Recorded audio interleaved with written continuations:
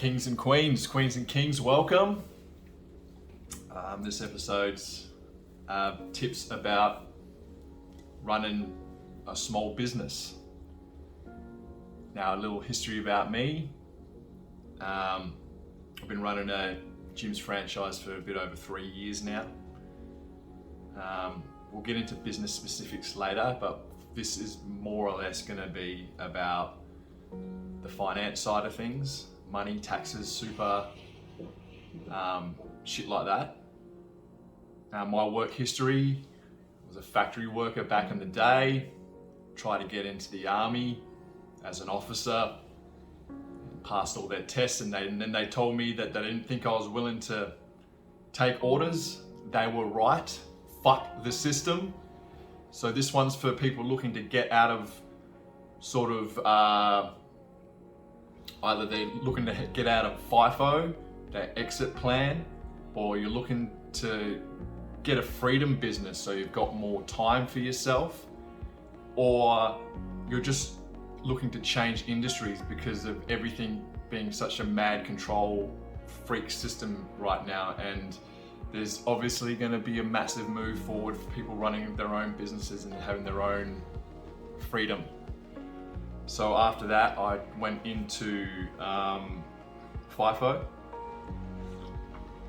Did FIFO for 11 years. Construction through the boom. Yeah, boy. Yeah, the boys. Rig dog for life. Fucking love it. But my time came when I was sick of that shit. Sick of lining up on buses, alcohol, breathos, drug tests, all the bullshit. And now it'd be even worse. I feel for my compadres in the industry right now. What an absolute shit show. So anyways, we're just gonna look at finances. So when I got out of the mining game, I got back into construction in the city, you know, and it's like being released into the wild again when you've been in FIFO for that long. And I landed a killer job on the ocean, killer crew, real cash, it was awesome. But when I went to look at work after that, man, it was all labor hire, crane hire, just, you know. And I ended up buying a business because it was my only best option, you know, in the industry that I was in and in the climate that we're in these days. You'll find a lot of people find when they come home from FIFO that construction in the cities, I mean, you're still going to be working 10-hour days, 6 days a week to make the money, or the money that you sort of need to support the lifestyle that you had. And that work-life balance still isn't there.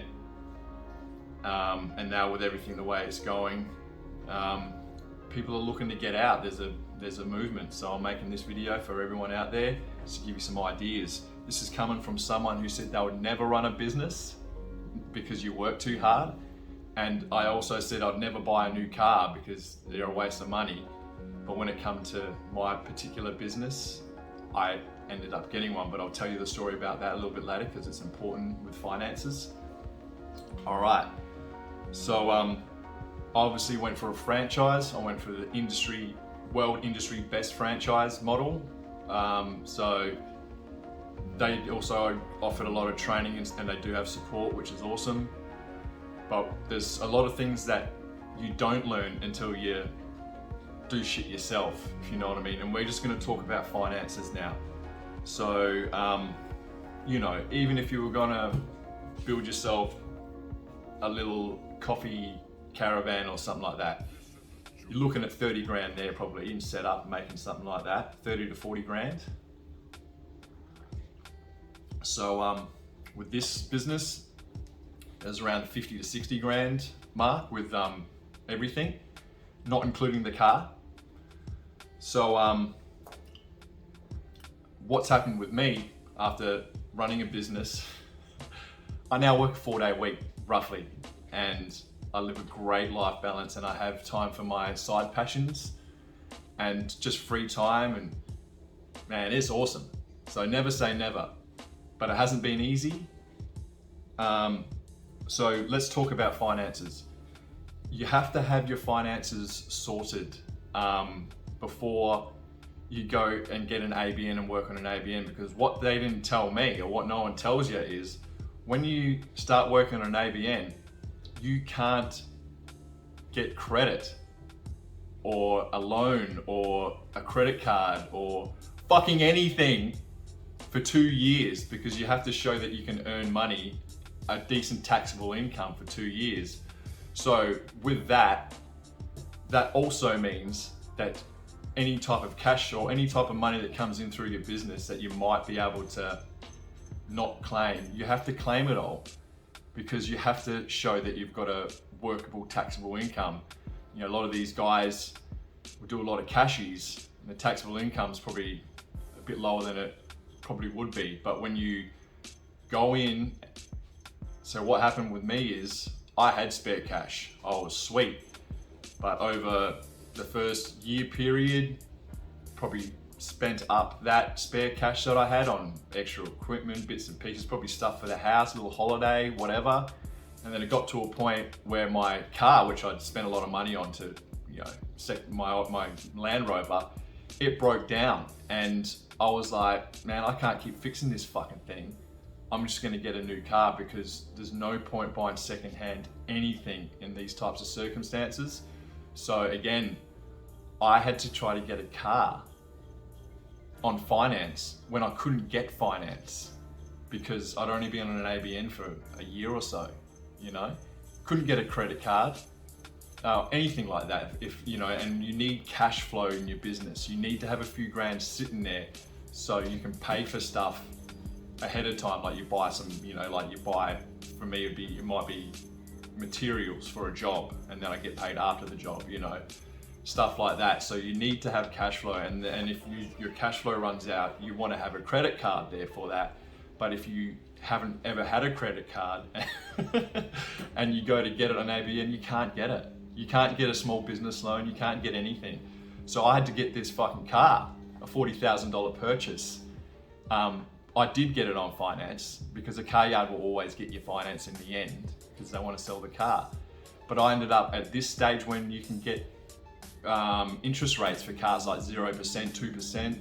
Mine's 8%. Now, back in the 80s, or you know, when it was 12, 16, 20 some percent, 8's not so bad. And I can live with that because I got the car on sale. So with the extra percentage, it actually works out to be what you'd pay for the price if it wasn't on sale.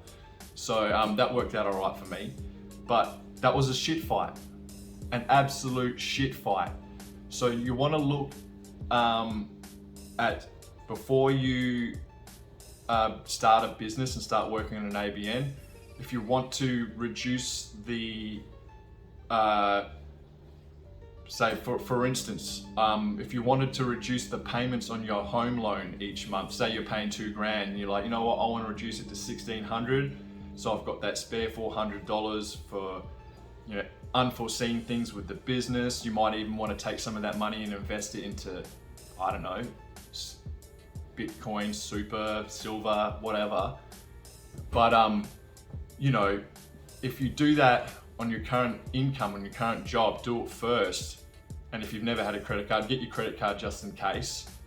I'm still anti-credit card, but like, you know, it'd be good to, you know, have that shit sorted. And then when you start running your business, that's all done. I haven't been able to do that. I've got, you know, some tax returns under me. I can now finally refinance my home loan and do exactly what I just told you to do. I haven't been able to do it, and I've wanted to do it, but I couldn't because I didn't know about the ABN credit saga. So that's a massive tip that you don't get told. So also, let's talk about your budget. Like, let's say that you've got $5,000 going out a month with your mortgage, your insurances, you know, all your stuff. So what you got to think about with your income on an ABN is, one, you have to hold on to money for tax. Two, like it ties into what I said about looking at what your monthly finances are, because you might have up and down months. You will have up and down months. it all evens out over a year. But if you don't have credit card, or if you don't have cash flow sitting on the side, and you don't have movement in your mortgage payments and things like that, things are financially so much more rigid and harder to navigate life. So set this stuff up first. You know, like, just, this is, like I said, learn from my mistakes, I suppose. And then what a lot of people don't talk about is, as well, is your super.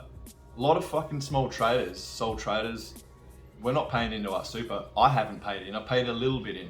And I'm just sort of getting to that stage now, again, where I'm like, I'll start paying into it, you know, but that's only because I'm refinancing my mortgage, reducing payments on that, then taking that spare cash, and that allows me, you know, to be more smart with moving my money around.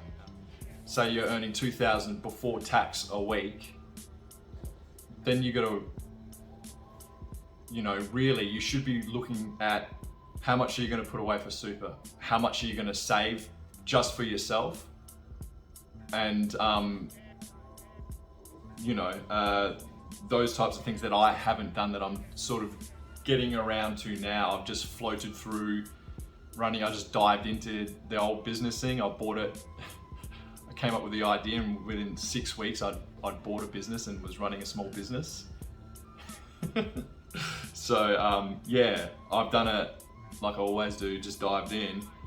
But it hasn't, might look easy, might have looked easy to other people, but it's certainly not easy. And it's funny because I had a dude roll up to me on the street, and he's pushy on Friday, and asked me, apart from knowing how to mow lawns, like, what does I must be working for gyms? He was, you know, and then when I explained to him that it's my business and you've got to know all this shit, and then I mentioned the magic money word, and he fled. It was so funny. But anyways, yeah, there's a lot to it. I'm not going to go into the business side of like dealing with customers and stuff, because that's your own journey. That's your own journey of self-discovery, I would say. But yeah, I'll now that I've talked a bit about finances, I'll just talk quickly about some stuff about running like a yard business. Your car is key. I never said I'd buy a new car, but I did after the fuckery of everything that happened with my other car. And it's the best financial decision, a business decision I could have made. It's been tough to factor in an extra $800 a month when it wasn't planned out in my budget at first. But that's what I'm saying. Get all that shit sorted. Get your car sorted, and never buy secondhand equipment as far as yard gear goes. Why would you? Like, buy new always.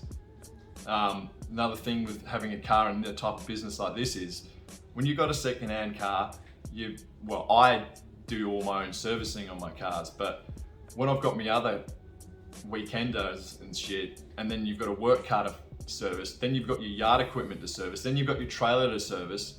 Man, with a new car, I'm paying someone to service it.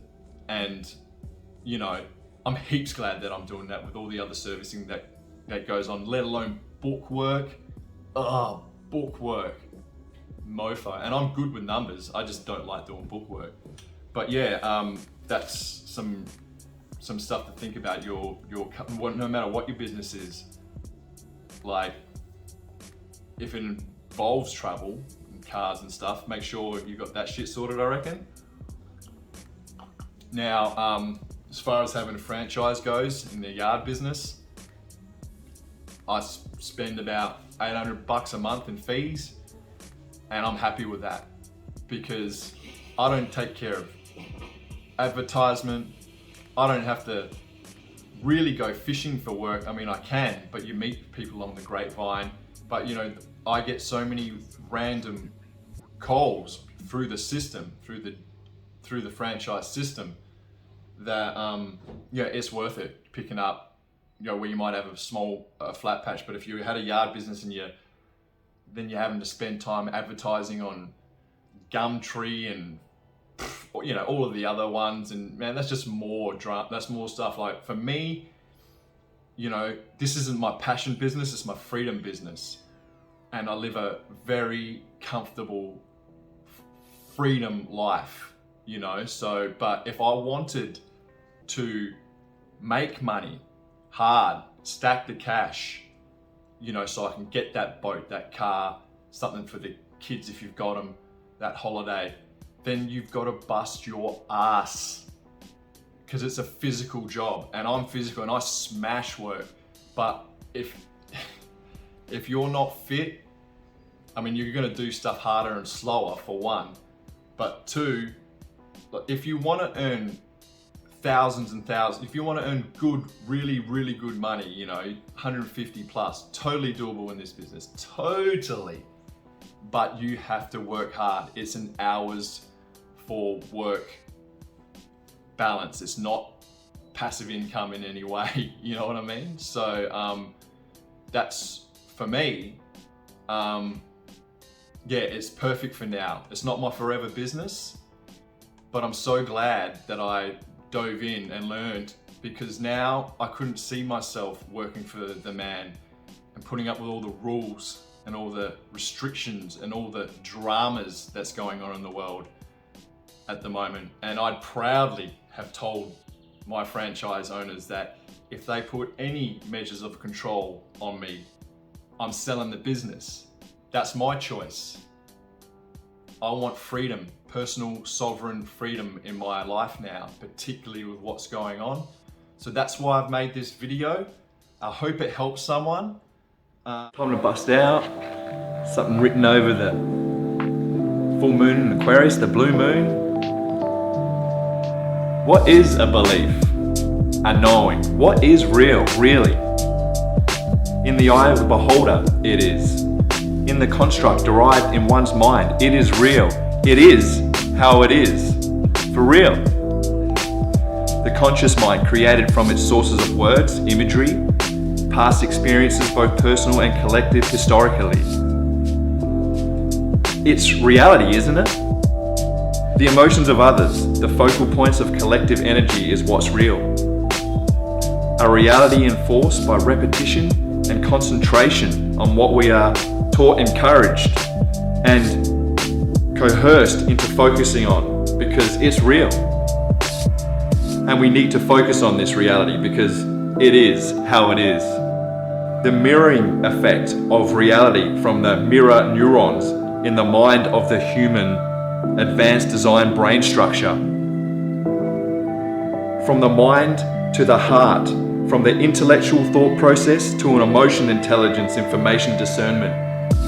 From the really real reality construct of the mind's conscious and subconscious subliminal programs to an activation from clearing chakra portals, the receivers of information from dimensions beyond the eyes, ears, and historical memory references.